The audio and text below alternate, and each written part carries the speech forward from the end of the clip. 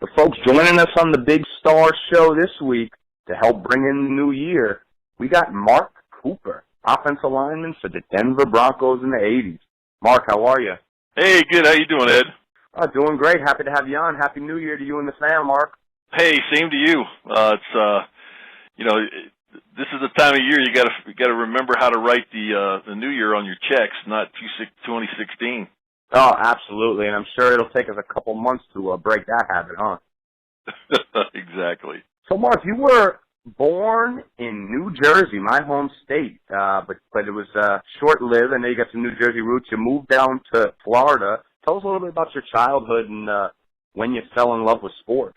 Yeah, well, it's kind of funny because everybody's like, you're from New Jersey? And I'm like, well, I was born there, but I don't know anything about New Jersey, and I've only been in the state twice, I say that, to visit relatives, and then, obviously to play, in the NFL. But we moved. My dad was he worked in the shipyards up there, and he was going down to Cape Canaveral back in the 60s to get a new job, and they had a huge layoffs, kind of like they had this past year with all the space program stuff. So we moved to Sarasota, Florida, and then down to Port Charlotte. My father became a police officer. My mom was a nurse. And in fourth grade, I was playing everything there was to play because I just, like every little kid on the street, fell in love with the Miami Dolphins and football in general, and was a pretty big kid and had a little bit of talent, so I ran around doing every sport I could. And then, in fourth grade from Port Charlotte, we moved to Miami, and but Florida really only had one NFL team back in the day, the Miami Dolphins, so that was kind of my team growing up in the Bob Greasy era in the 1972 undefeated season, and that crowd. So with Zonka Kick, Warfield, Mercury Morris, Don Shula, Nick Bonaconti, the no-name defense, and Killer Bees, and you name it. So, as a kid growing up in South Florida, that was a lot of fun to watch. Oh, yeah, I can imagine. What was the atmosphere like for the undefeated team? I mean, to watch your favorite team have a season like that had to be pretty amazing, huh? Oh, think about it. As a kid, 12 years old, I thought that was, I'd gone to heaven and died. Your football team's winning all those football games. And here's the ironic thing. A lot of people don't remember it. And then this ties into my career a little later was, Bob Greasy, I think it was game 6 or 7 or something, against the Jets, goes down with a broken leg. And Earl Morrall steps in and takes him all the way to the Super Bowl.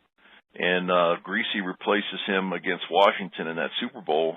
So, which I thought was, crazy and odd, for a guy that hadn't played pretty much the whole season to come back in and play like that. And kind of a gutsy move on Shula's part when you think about it, after you've played in the league and then coach yourself. I coach a lot of youth out here in Colorado. So, looking at it from a, after the fact scenario, boy, I don't remember all the heat he took or if he took any, because I was a little kid at the time. But, that's kind of a gutsy move if you think about it. Oh, absolutely. And, nowadays with the media, you'd get crucified doing something like that. But I guess if the end results are the win, I guess it's not too bad. Yeah, luckily they won, right? So that made it all good. But so how that ties in later in life is Earl Morrall ended up being a coach at the University of Miami when I was there under Howard Schnellenberger. And when I first got so obviously I went to high school in South Florida, went to Killian High School right there in Miami, and played football, basketball, and track. And people go, track? I go, well, track for us back then was a way to stay in shape in the off season. So I would run track, and I was a fast guy. I was a big guy, but I was fast. I ran a 4.63 at the combines. Wow! Believe it or not. Matter of fact, myself and Chris Hinton were both the fastest linemen there. But in the day, I was a tight end coming out of high school. In the high school, I was a tight end and a punter. So I ran with the track guys. I could never, I'd come in behind them, but I could never place first, second, or third because they were track bodies, and I was a 215-pound tight end that could run. But not track speed. I was fast, but there's like fast, there's track fast, and then there's world class fast. Right, of course. As you classify speed in the league. So I went into I was Joe Namath, Carnation Instant Breakfast, All American, Blue Chip, all that stuff. I had 90 plus offers to play football, and so he was ranked like one of the top 2 or 3 tight ends in the country at the time, and Lou Saban was actually the coach at the University of Miami, and he was recruiting me. When they first started recruiting me, it was kind of comical because I wasn't rude about it, but I was like, I'm not staying in Miami. I'm gonna go to school out of state. And Auburn and Georgia and Alabama and Auburn and Notre Dame, Penn State. I mean, I was being recruited by everybody. And Florida and Florida State, obviously, were big contenders in the state at the time because Miami really hadn't done much. Miami was kind of an also-ran program in the state of Florida. So that was, and kind of, I guess, interesting on my part, thinking I just didn't want to be there, which kind of obviously changed because I ended up going there. But, before Howard, obviously, Lou Saban was an interesting guy. He had come from the Buffalo Bills. And, his comment was, they were going to run a pro-style offense, and they had Otis Anderson in the backfield. And, that kind of intrigued me. I started taking my trips to Alabama and Florida State, and was going to take a trip out to Colorado and Auburn and Georgia and Notre Dame. Had some other trips set up, and eventually just in conversations with Coach Saban and the recruiters. Matter of fact, I can't remember his name, Lenny Fontes. His brother was the head coach, if you remember, at the Detroit Lions in that period of time. So, all these guys kind of had NFL ties and basically saying they're going to run an NFL style program at the University of Miami. So, the more I heard about that, the more it excited me. And then, believe it or not, it was kind of interesting. They recruited a guy named Mark Richt, who's right now the head coach at the University of Miami. And Mark Richt and I played together in the state all-star game, and he threw me a touchdown in that game. And I would drive up to Boca Raton and work out with a whole bunch of guys and do 7-on-7s and all that kind of stuff. And anyway, ended up a whole bunch of us local guys kind of banded together and signed with the University of Miami as a bunch of local guys, of which when you think about that recruiting class, there was about 5 of us that ended up in the NFL, which was kind of interesting. And really, that Lou Saban kind of started. If you ever watched any of the 30 for 30s, it looked like Howard started the South Florida recruiting bull. The reality of that was that Lou Saban was already starting, and it was just like when Howard got there, he kind of drew the line in the sand. And it was up there around north of West Palm Beach somewhere, and he drew a line across the state and said he was going to concentrate on getting all the local kids in South Florida to try and stay at home and go to University of Miami, and he had a lot of success at it, and obviously won a national title, and then almost every year after that, or every second year or so after that, University of Miami won titles going forward because they had a ton of local kids, and everybody stayed south of, like the demilitarized zone line or whatever you want to call it. Right. Apparently, that's how that's how they took it back in the day. It was like the demarcation line, Mason-Dixon line or whatever you want to call it. You know what I mean? The border, right? Yeah, exactly. They wanted every kid south of that border, and they got a bunch. And they recruited Ohio and lots of other places, Texas and everywhere else too. But it seemed like South Florida and Ohio, that Ohio belt. Pennsylvania, Ohio belt up there were like the 2 places that most of our guys came from. So, it was a fun college experience because I moved from tight end to a tackle spot my junior year because we had tackles going down left and right, and I was a bigger tight end at the time, and we were kind of running a flanker type offense, and I actually went into him to talk to him about moving to D end, an outside linebacker. Oh, wow. To get more playing time, and he was like, "No, I need you at the tackle spot." And you never really argued with Coach Snellenberger, by the way. Right. And it was yes sir. If you wanted to get on the field, I just wanted to be on the field. So, I was one of those guys that do whatever it took to be on the field, and so that's kind of how that kind of came to pass. But we had like Larry Seipel, Earl Morrill was there. We had a lot of NFL coaches that would coach part-time over there or would come in and visit and would be in our locker rooms. And it was really interesting because Howard would stop a play in practice and literally, run a route. You know what I mean? Not speedy, obviously, because he was a forward. It wasn't the speed demon, huh? He would come out. He would actually, walk you through a route and or, talk to you about coverages. I mean, he was, what was interesting about Howard was he knew that game inside and out. And he'd learned from obviously the best, Bear Bryant and Shula and all the guys that he'd been around. If you ever read his book, it's pretty interesting. And so, being taught in college by a guy with that kind of knowledge, and obviously he exuded that with his staff, I think was the best thing that could ever happen to me. And then moving to the offensive line spot, for me it was fun because I most tight ends you'd think would be against it, but for me it was a lot of fun because it was like getting in a fight every play. So you got to battle a dude, on every snap. So I mean, I kind of took to that pretty quickly, and it worked out for me obviously because I ended up getting drafted in the second round by the Denver Broncos. And what was also interesting is that year we were on probation, so I got to play in the East-West Shrine game and the North-South All-Star game. So I had an opportunity to be like a middle round guy that moved myself up based on competing against all the best guys that were kind of coming out of college and playing in those games at the time. So that really helped my career too, I believe. Back in that era. And then then you go from basically people always ask me, well, what was it like going from high school to college? And I was like, well, you're playing against guys that are 4 and 5 years older than you. Some maybe even 6 if they've been held back a year or two, or and you know how that goes. So, the size of the guys, the speed of the game, everything picks up the knowledge of the game. How you're learning the game, watching film, how to watch film, and learning all those things you're learning. But you're learning them, basically in really a pro environment with a Howard Schnellenberger there and his staff.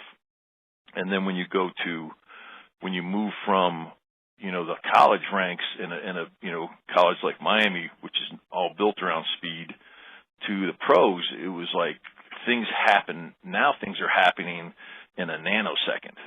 So you don't even have time to think. You have to be, reacting. And the other part of that was you're playing against like the best guy you ever played against in college. Everybody's that best guy.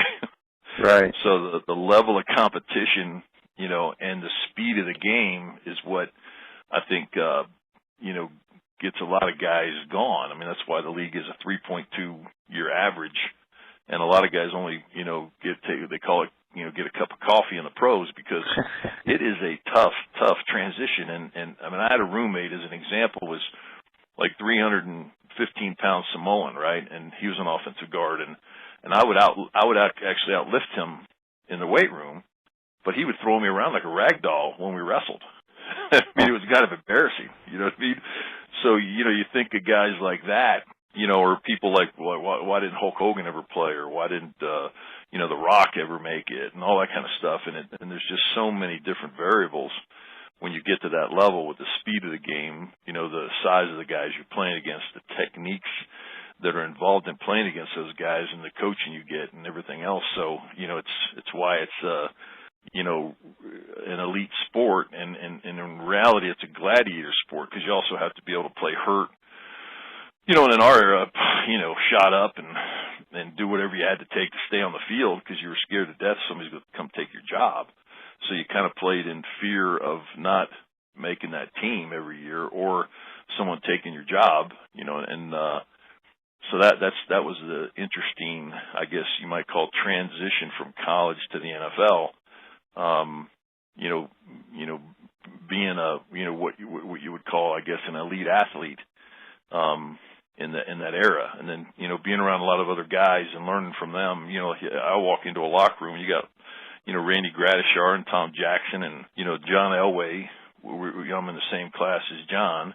Right. And then Carl Mecklenburg was a 12th round draft pick that year. We had Dennis Smith. I mean, you had a lot of guys that were, there was a lot of great football players there. And then you open up against Pittsburgh and Ham and Lambert and Gary Dunn and the whole crowd up there. So it was really interesting for me. And I just kind of a funny story. We played the Chicago Bears my rookie year, and we get the ball first, and we drive it down the field and stall out and punt. And I walk off the field and I turn around and I'm standing there watching Walter Payton run the ball. Offensive line coach has to come over and grab me and go, "Hey, come over here. We want to go through what just went on that series." And oh yeah, okay, because I'm watching Walter Payton live, So you're amazing. It was kind of I want to watch Walter. Come on, give me a minute. So I mean, a lot of funny stuff like that happened. I mean, a lot of characters. I mean, a lot of personalities, a lot of knuckleheads. A lot of good parties and a lot of great camaraderies, came through a 7-year career in the NFL. And I wouldn't even say I had the best career because I played hurt all the time. I mean, I'd get a starting job and I'd blow an ankle, or I'd get a knee rolled up. And but what I ended up doing was, as I would get hurt, I would just become a student of the game. Like when we filled out, our tests every week and during the week, et cetera, I'd fill out every spot on the line. And then when in practice, instead of worrying about just playing, like the right guard spot, and I played left tackle in college, I'd play left guard, I'd play right tackle. I mean, I'd started playing all the spots and trying to become the best technician I could become at each position, which actually helped my career because I could play any position on the offensive line. But kind of became a master of all, not a master at one. And so that, I think, hurt me a little bit, but helped me stay in the league at the same time and play quite a bit at different spots. And one game, heck, we played Houston, and I started at the right guard spot throughout the game. I ended up playing every position but center. Wow. In that game and getting a game ball just because I played every freaking spot on the line, and so that was kind of interesting. But the NFL is a lot tougher place, and it's a lot darker than all the with the injuries and the things that go on in the off season that aren't publicized, and that's not what the NFL exudes. The NFL exudes the highlights and the limelight and then these days, the big money and watching Ballers. I get a kick out of watching that show Ballers because it's comical. It almost, reminds me of the closest movie I'd ever seen to the NFL was that North Dallas 40 show years back. And then Ballers kind of brought it all back around, and it was pretty comical. But it's, it's show business. But the money today is just off the charts. I mean, I can't even count that high taking off my shoes. It's comical. It really is. You see some of these contracts, especially when you see a guy that doesn't pan out. It's pretty amazing, but good for them. It's funny you bring up Ballers. I'm actually a big fan of that show, and obviously the HBO network. So when you see Ballers, you said you laughed yourself. Is it because it's just so far off from the truth, or anything close to? Well, I think I think there's a lot of parallels in it, but there's a lot of show business in it. You know what I mean? Right. So it's a lot of show business, and right, but there is the negotiating the contract, the guy with the wife at home and the kids and the arguments they get into and the dad hanging around and the posse in the background and the money being spent on frivolous stuff and the partying on the boats down at in the Miami Marina area and all that stuff. I mean, I'm a Miami boy, so I enjoy it because I get to see right. A lot of where I grew up and partied and a lot of stuff we did. But it's showbiz. I mean, you got to keep it in mind. It's showbiz, and as long as they're doing a lot of that stuff, I mean, they're keeping viewers and that kind of thing. So right. Yeah, I mean, and negotiating contracts and but what's kind of funny is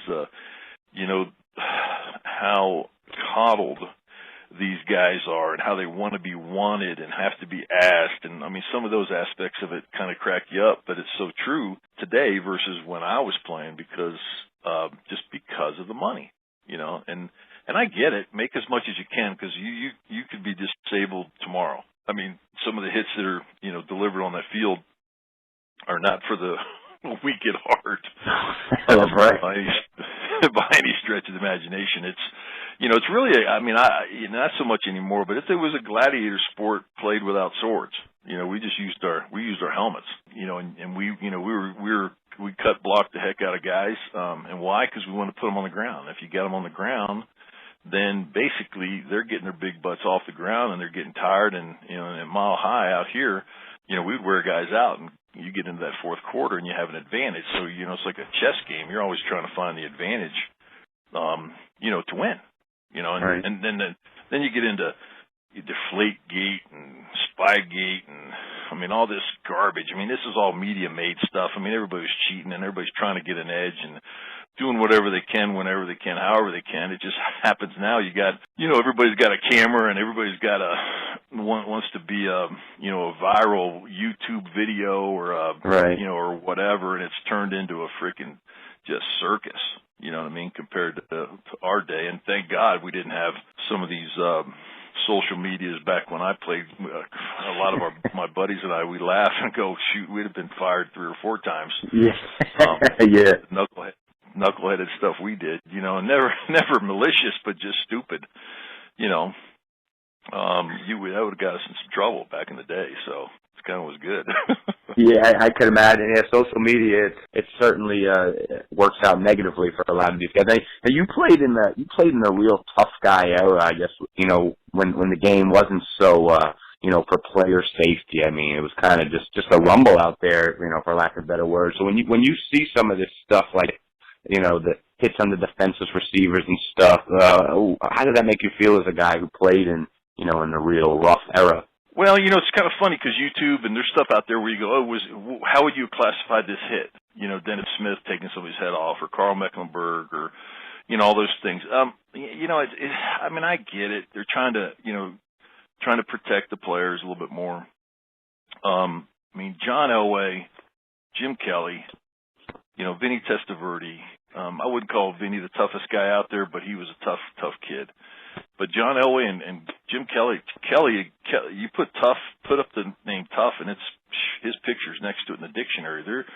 And Elway. I mean, there's not 2 tougher dudes that I ever played around that could take abuse and hits and would go the final, inch, and then you see guys like Cam Newton backing away from going after his own fumble and all the stuff I see today, man, it just makes me wince because that's not the game I played, and that's not the game I played with. I got to do I'll go on a show today and talk about offensive line play and all that stuff. I've been doing it for a number of years here in town in Denver and on the Gil Whiteley show on 1340 AM here.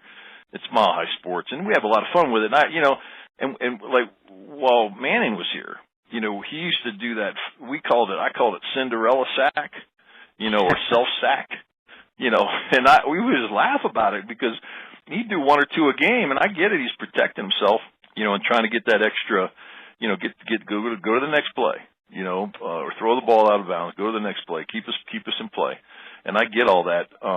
But boy, it's tough to swallow when you played with such tough dudes, with I can imagine Elways and Kellys. I mean, even John, when he in his 40s, playing against Green Bay, diving and helicoptering right there by the goal line, trying to get it in. That makes your heart pound. When you see guys, your quarterback trying to get that last little inch. Absolutely, I agree. I was actually a young kid. I remember that John Elway. I was a young kid then, and that actually is a play that stands out in my childhood. So I couldn't agree more with you, Mark. You're absolutely right. Yeah, and it's. I guess it's sad in one regards because I'm old school, but I get it. I mean, you're trying to protect these players, but it's all about like they say. I forget the movie, Follow the Money. You know what I mean? It's true. I mean, wherever the money's at, the things are going to change and the things are going to be a little different. And I get all that, and I'm okay with it. I mean, you just adapt, and you watch the game the way it's played now versus the way we played it. I mean, again, like I said, we were called dirty because we chop block guys. Well, it was legal. You turn your back on me in the tackle zone, and you're trying to run from me. I'm gonna take you down from behind. But that was legal. And then they started saying, well, then it was if you're engaged, 2 guys are engaged. I mean, we would never stand a dude up and then take him out. I mean, you never did that. I mean, that was just, you're not trying to end somebody's career. You're just trying to prolong your own. But you're never trying to end anybody's career. Like the D tackles would cry about it during the game, and even linebackers when we're cutting them, would be crying about it. Matt Millen, for instance, 265-pounder. Right on. Come on, I'm like, Matt, really? I mean, come on. What is that? We used to have some fun conversations on the line, with Howie and Matt Millen and the Oakland crowd, because we were such rivals. I mean, we were going after each other, blood and guts. But when the game was over, man, we were shaking hands and playing golf in the off season at functions. So that was the way it was played. And still to a degree, it's like that. But a lot of different personalities get their feelings hurt now. Where back then you get your feelings hurt, and you wouldn't make it. You had that thick skin to play in that league, right? And versus now a little bit. So that was kind of fun. And then heck, we played again. Steelers were dirty. Houston was dirty. Raiders were dirty. There was a lot of teams that were hard hit, but those were the fun games, man. When you're out there just unloading on each other. We played in Super Bowl 21. We played the Giants, and people look at my AFC Championship ring and they go, "Oh wow, that was a drive, right?" And I'm like, "Yeah, that was an incredible experience, the drive in the dog pound back in the day." And they go, "Well, who'd you play in the Super Bowl?" And I go, "Well, we played the Giants, but we kind of ran out of time." And everybody starts laughing. We would have needed probably a week or a month to beat those guys. That was a damn good defense, man. Those guys that was a well coached, fundamentally sound, good football team, and probably one of the top defenses, in that era. When you think about it and you classify them. So, and John didn't have the weapons, man. We had, I thought we had a pretty good offensive line. We ran the ball well, et cetera. We didn't have the biggest receivers. We had the three amigos, and, they were kind of speedy guys, but boy, you played bump at the line of scrimmage with them, and they had a tough time getting off the line. And, the bigger DBs would take advantage of them sometimes. So, we're down there on the 2-yard line, and this was a Dan Reeves era, and we're calling toss, and we're all looking at John going, no, inside, let's go.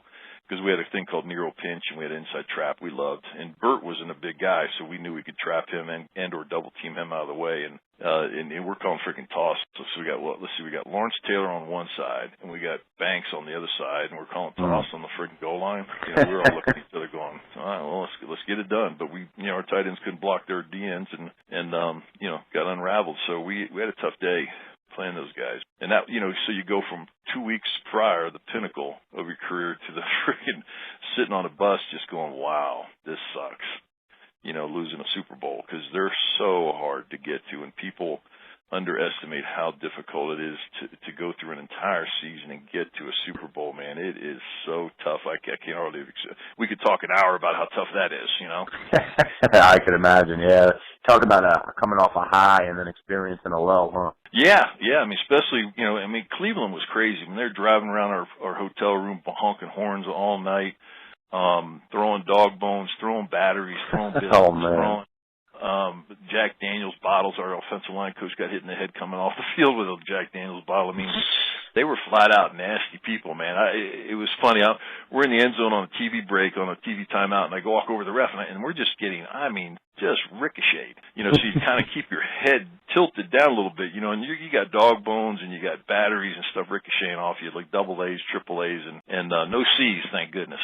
But you're getting ricocheted. I walk over and I go, ref, are you gonna ever call something on these clowns or what? And he looks at me, he just looks at me and goes, do you think it'll get any better if I call something?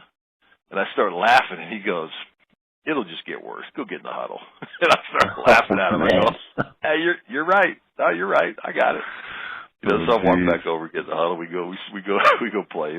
But it was funny. It was just comical, because those guys knew they started throwing penalties on them, and it was going to Hail Mary dog bones and batteries and everything else they could throw. I'm standing on the sideline, and they were telling you keep your helmet on, and that was when it was, that baseball field in Cleveland, that nasty, nasty stadium. And I'm thinking, man, I'm on the 50-yard line, and I'm so far away from the bleachers, nobody can get me from here, right? And I have my helmet off, and I'm sitting there drinking a glass of water, and I get hit right in the face with an apple, right? Oh, jeez. It ricochets off my face, and I it kind of stunned me for a minute, and I kind of shook my head and rubbed my cheek a little bit, and then I started laughing, and I put a thumbs up to whoever hit me with it, because I'm like, dude, that dude has got an arm. They could line him up. Yeah, to get me off from that far, I was like, I had to give that guy, give him a thumbs up, and I immediately put my helmet back on. But an apple. The guy won, he had an arm, dude. He must have been a baseball pitcher or outfielder or something, because he got me. But it was pretty, it was stupid little stuff like that. Like your whole career, a lot of fun, man. With a lot of guys that were, that you still read about today. So that's something also that's kind of fun to watch and read even today as a ex-player. Yeah, I could imagine. Yeah, that's funny, man. An apple hunt. Geez.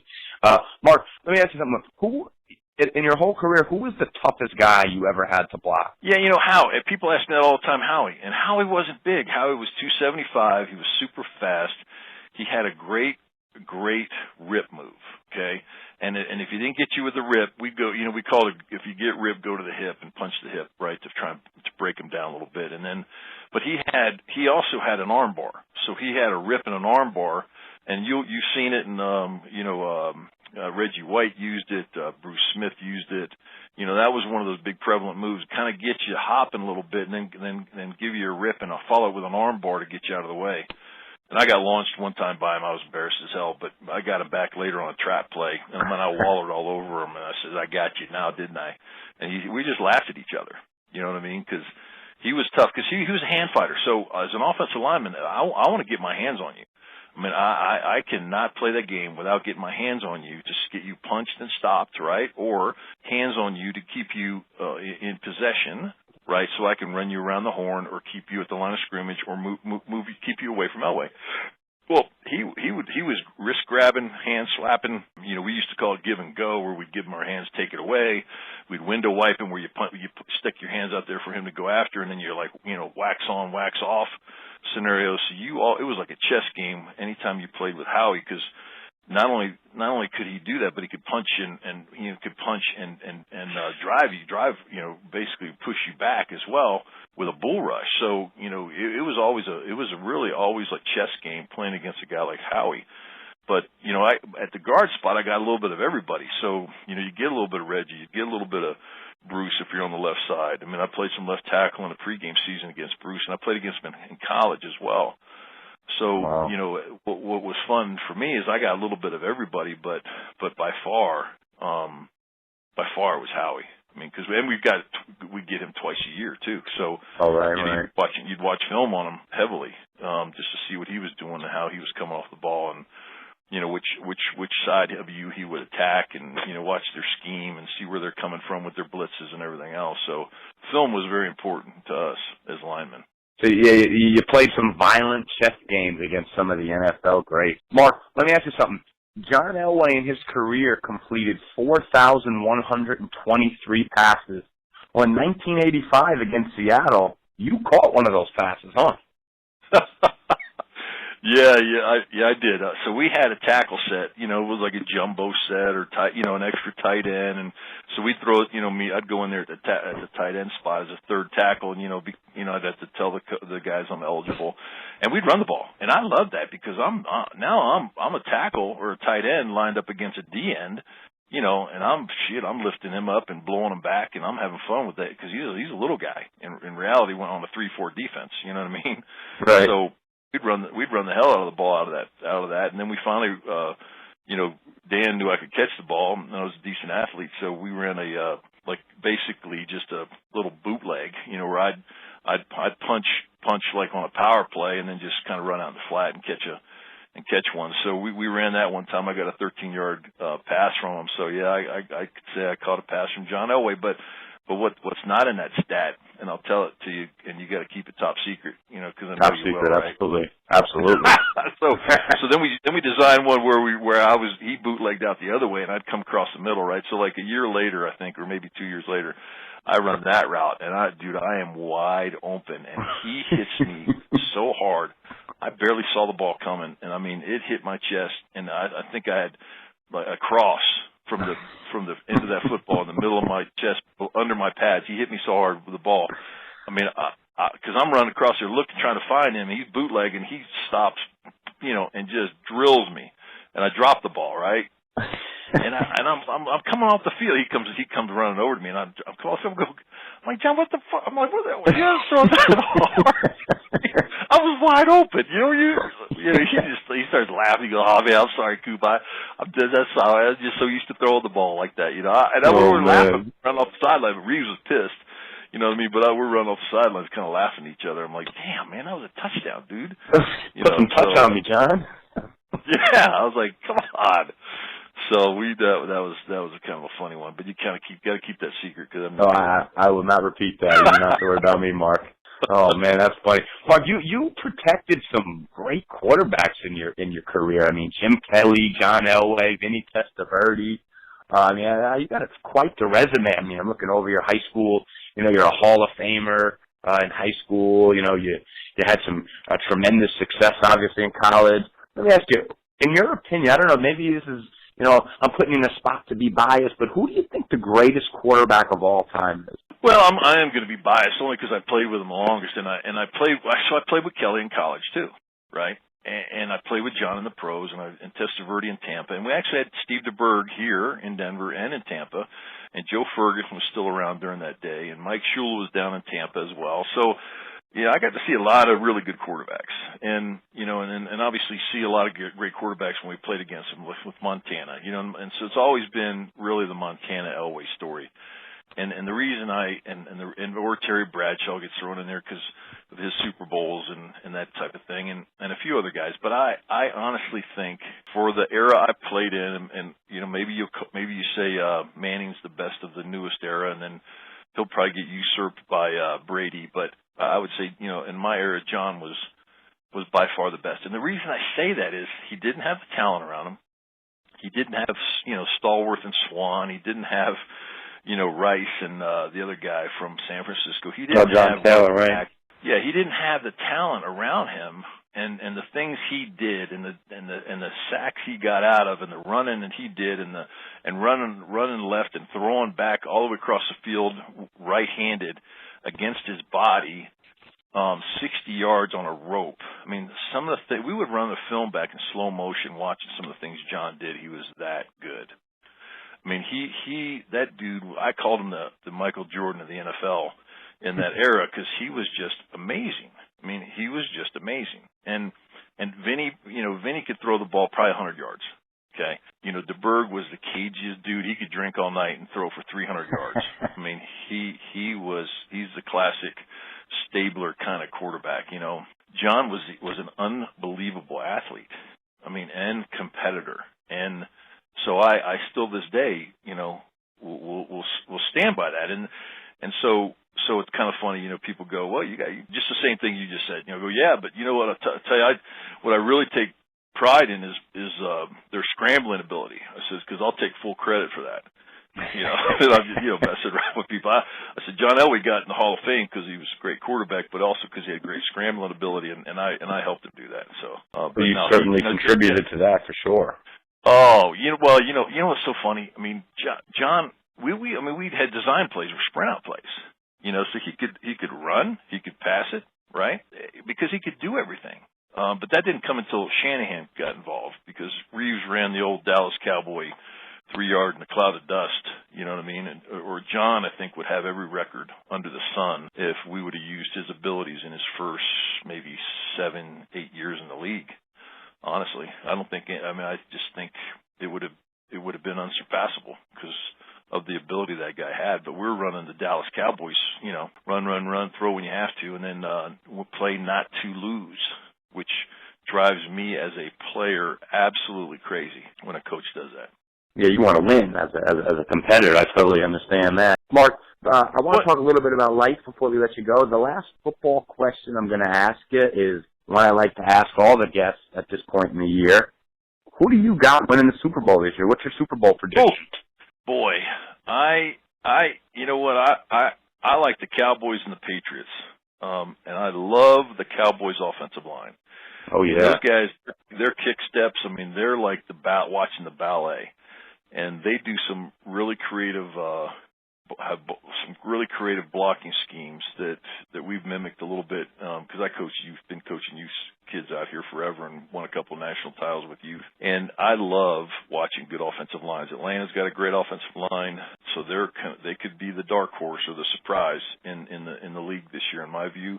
But the Dallas Cowboys, I'm not sure anybody can stop that running game. And as long as they can play some decent defense, I think they got a shot at winning it all. But I think they'll end up playing the Patriots in the Super Bowl. And like I said, I guess the dark horse would be Atlanta having a shot. And boy, I thought Oakland might be a contender until Carr went down, and then this last week their backup, he went down against Denver when Denver beat him out here. Right, yeah. Not every team's like your 72 Dolphins and got that backup on deck, huh? No, yeah. God, I loved Earl Morrall. I mean, that guy. Here's just a real quick thing on Earl Morrall. Earl Morrall didn't say a lot, but when Earl Morrall said anything, you were listening. I don't know if that makes a lot of sense, but absolutely. Whenever he had something to say, it was very important. It was very intuitive. It was very educational, and you better be paying attention because you would certainly learn from him. And I can't say that about a lot of coaches. He was instrumental, I think, along with Howard, probably in my career as a young man. Wow, yeah, that's it's always good to have guys like that at your corner that can help push you to the next level. So Mark, before we let you go, let's talk a little bit about life after football. I know you got some kids now. You were telling me before you like to do a lot of fishing. Well, what are some of the things you like to do now? Tell us a little bit about your work life and your family life. Yeah, well, I got married 26 years ago, and I've got two boys. One's playing college basketball at Bethel College, okay, in North Newton, Kansas, and he's a basketball kid. And so he's a lot of fun. He takes, I get to watch him on the web a lot, but then we'll make that trip over. It's about 7 hours over, 7 hours back, so it's close. It's over near Wichita and Salina, Kansas. So we get to do a little bit of that. My youngest will be a senior this coming year, and he's been that utility dude. He's played everything, and he's a late bloomer. He's finally grown. He's like 6'4" now, 215. Oh, wow. Trying to put about 40, 50. I'd like to get 40 pounds on him before his senior year, maybe 50. He might be a kid that we look at a JUCO to get him another year of growth and football in him. But he wants to play D1 football. He has the ability to do that. Now he's going to have a good senior year at the offensive line because he's played. Last year was a tight end, did a great job. The year before that he was a fullback. The year before that he was an offensive guard. So for me, over the years, he played every spot wherever I needed him to play, from quarterback to running back to outside linebacker to middle linebacker to you name it. I mean, he's one of them tough kids that when he if he's dinged, he'll go play nose tackle if you want him to. I mean, he's got that loose bolt syndrome, right?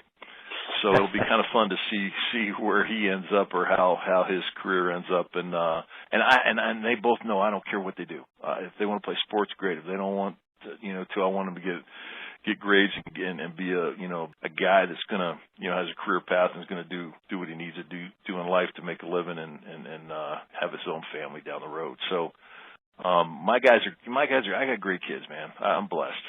Wife did a great job. We're big scuba diving nuts, and I'm a big fly fishing nut. So we scuba dive as a family, and I compete in a lot of fly fishing competitions down in the Florida Keys for tarpon, bonefish, and permit. So I fish probably 8-10 tournaments a year. So I'm in and out. I'll do a 3 or 4 day weekend, fly in, fish 3 days in a tournament, and fly back out, or fly in and fish a 2 day tournament and fly back out. Because I've been in the real estate business for 25 plus years now, so that takes a lot of your time. You're kind of a 24/7 guy, and running around with an iPad and an iPhone, and keeping your clients. I got a full-time assistant. She's the best. So I'm looking at hiring a couple more people on my team. I got a little interest in the title company, and I'm looking at a little joint venture with a construction company here. But so you stay busy. I mean, we didn't retire when I left the league. We didn't retire. We were fired, and they called it retirement. And then you had to go get a job because I made, let's say, roughly 707 years in a 50% tax bracket, Carter Reagan days. So that's not a lot of money left over. It's plenty to get a good life started with, but you sure aren't going to retire on it, even if you had it in a fund that was making 10%, annually. So it's not something that. We all knew when we were playing we were going to have other jobs. So we networked, glad hand people, and made friends and acquaintances, and knew that we had a career after football that we would have to do to provide for ourselves and our families. Yeah, I'm actually like we spoke a little before. I'm a new realtor myself, so I always like talking to another realtor and picking their brain. And I know you've had a lot of success, so I'd love to discuss some real estate business anytime, Mark. You bet, man. I'd love to. So if I can send somebody your way or vice versa, we'll do it, man. Yeah, absolutely. If I ever have anyone relocating to Colorado, you're my guy, Mark. There you go. And we have fun with people too. I mean, I share some football stories. We, laugh and giggle and find people the right house and get their houses sold for them or help them find the next one. So you know the drill. I mean, you're doing it daily too. So it's fun. It's fun because it's Denver. As a former player out here, a lot of people still remember me. And the ones that don't then finally figure it out as they see my ring or they see my size or whatever, and then we start having some giggles and tell some old stories and laugh a little bit and find the right house for them and get it all done and shoot, we've been doing it for 25 years now, so we have a lot of fun doing it. That's great. Yeah, everybody wins. Yeah, I always say real estate from what I've experienced, it's a relationship business. So for me, the most important thing is maintaining the good relationship and making the people happy. You bet. Well, Mark, thank you so much for coming on. I had a great time talking with you. Have a happy New Year and good luck. Hopefully you and your boys catch some fish today. Yeah, well, we're going to go up and ice fish. It'll be a first for me. So we're calling it Cadillac ice fishing because they do a lot of the work for you before you get on the lake, and they got a hut out there and heaters and all that stuff. So for me, ice fishing will be my first experience at it, and my son's we've been talking about doing it for a couple of years now, and so we're going to go give it a shot tomorrow. All right. Sounds good. All right, man. Best of luck to you guys, Mark. Thank you so much again for joining us, and have a great New Year, buddy. Thanks, Ed. Happy New Year to you, too.